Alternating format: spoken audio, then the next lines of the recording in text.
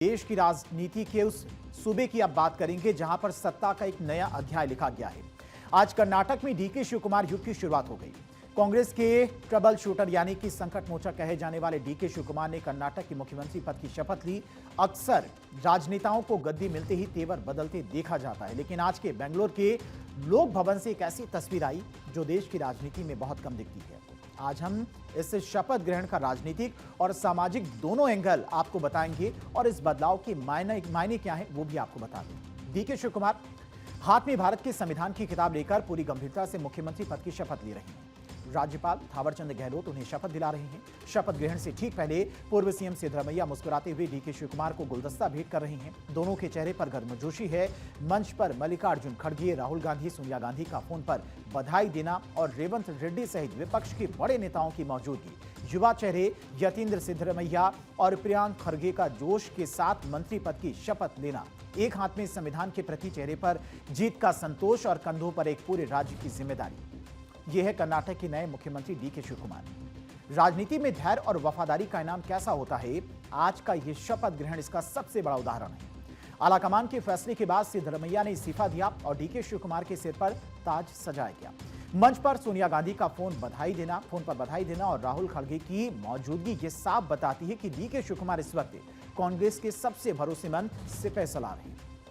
राजनीति में सिर्फ चेहरा नहीं बदलता, पूरी टीम बदलती है।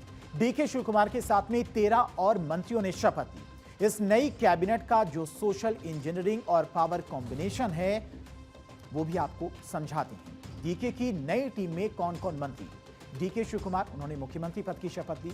जी परमेश्वर डिप्टी सीएम बनाए गए हैं। केएच मुनिजप्पा मंत्री पद की इन्होंने शपथ ली।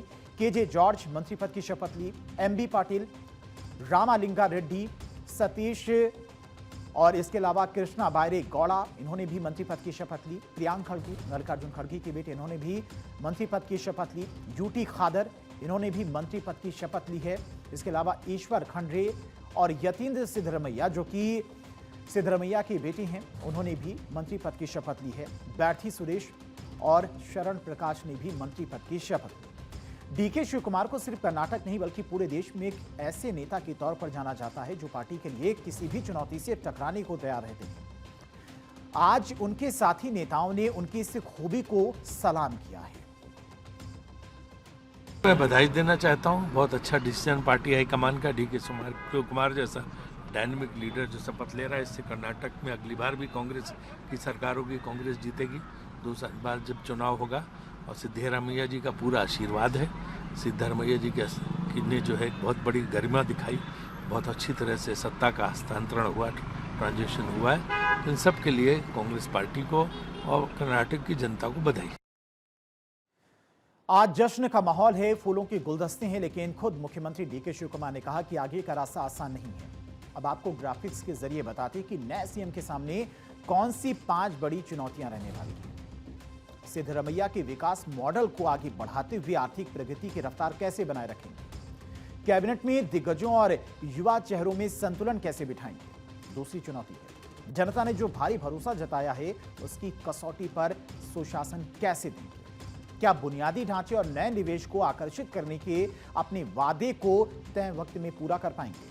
क्या सिद्धरमैया और डीके शिवकुमार के बीच का ये आपसी तालमेल आगे भी ऐसे ही बना रहेगा बिना किसी मनमुटाव के? आज डीके शिवकुमार के हाथ में संविधान की किताब देखना एक बड़ा राजनीतिक संदेश है।